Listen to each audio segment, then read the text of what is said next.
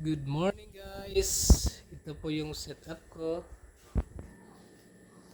Naka full of grid po tayo.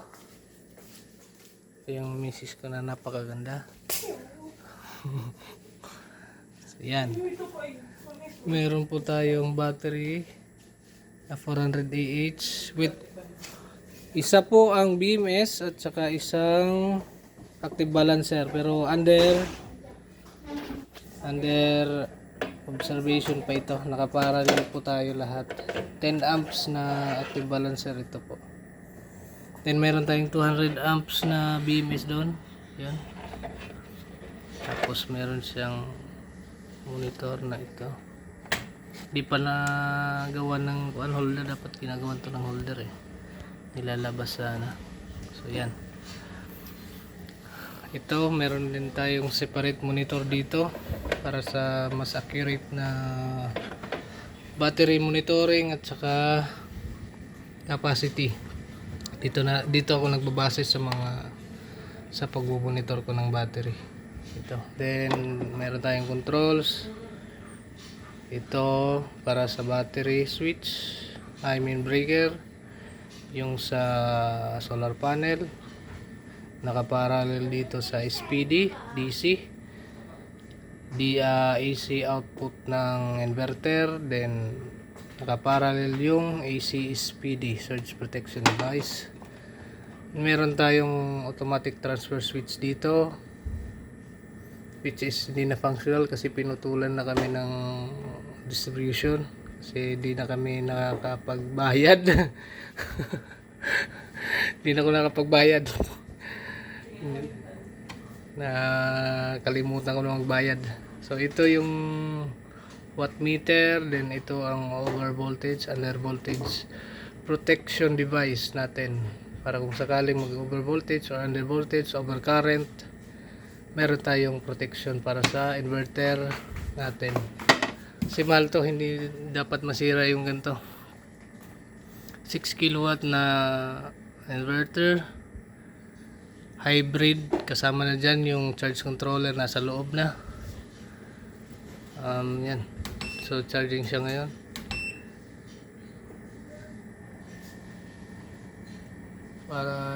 Para sa mga hindi pa gaano abisado yung pagsusolar, ito po yung niya. Wala tayong input, meron tayong PV voltage na 116, then current natin 4.8.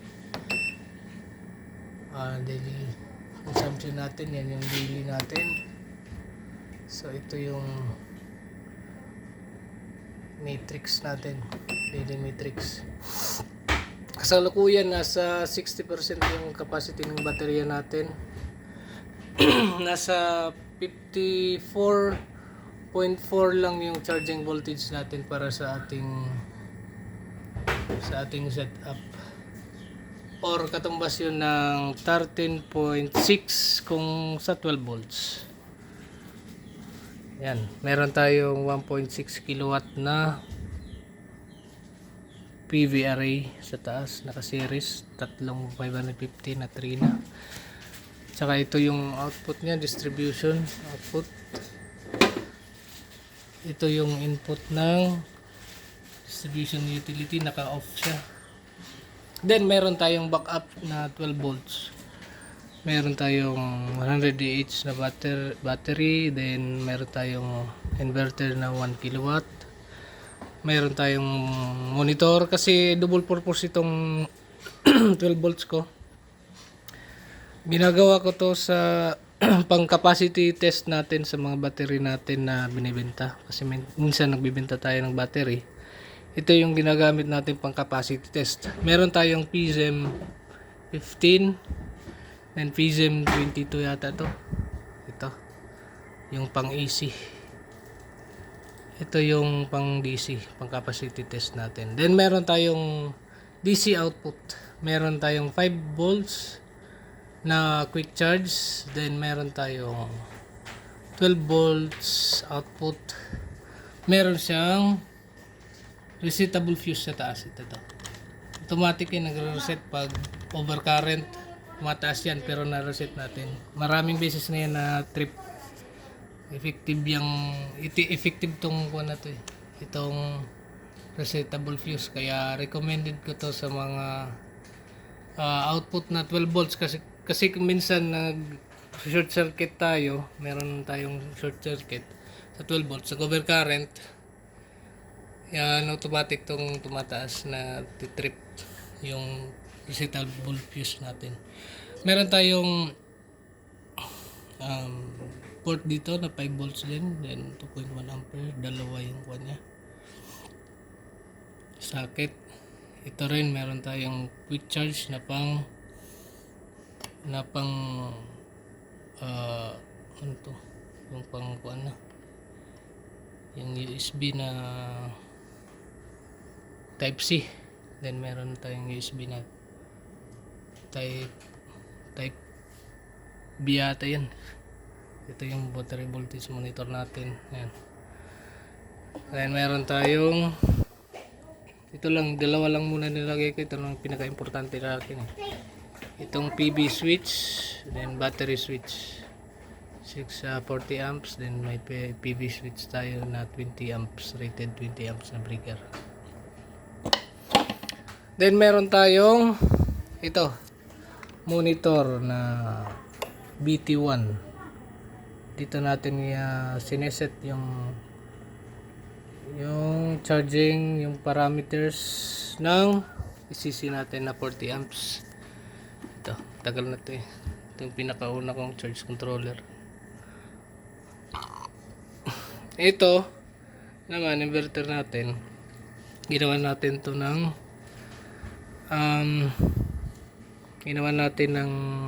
upgrade. Yung LVD module sana kinonvert natin na naka-relay na siya. Wala na tong kwenta yung switch niya. Bali na sa relay, may relay sa loob niyan. 12 volts na relay, yun na ko contact. Halimbawa, pinatay ko tong LVD module natin. Automatic din mamatay yung natin, yung inverter kasi makonsumo kasi ito sa kuryente, yung LVD module. I mean yung relay na usual na ginagamit natin. Yung ano bang tawag na relay? Pero yung relay natin na maliit, yun yung ginagamit natin pang continuity nitong switch nasa loob niyan. Ito, yung connection niya. Pag tinanggal natin to, automatic mamatay yung inverter natin, yung supply ng LVD module natin. Try natin. Yan, patay din yung inverter. Pero pag nabuhay uli, it means pag nawala ng supply, mamatay din. Pag nagkaroon na uli ng supply, mabuhay. Nakaset siya sa 12.8. Try natin i-trip off cut off natin para malaman natin. Yan. So namatay yung inverter natin kasi yung relay na nag-trip off na. Nawala na siya ng supply. So baba uli natin sa 12.8. Yan. Automatic siya kasi yan yung purpose niya. Hindi siya, mas tipid siya kasi mahal yung kuha natin, yung solid state relay pala yun. Mahal kasi yun, tsaka makonsumo sa kuryente. Tsaka palaging naka-on yung inverter. Meron siyang idle na 15, mga 14 watts yata yung idle nitong inverter. So ginawa natin ng paraan para hindi na ma-drain masyado yung battery natin. Yan, mas maganda kasi ito, namamatay yung inverter, wala nang idle.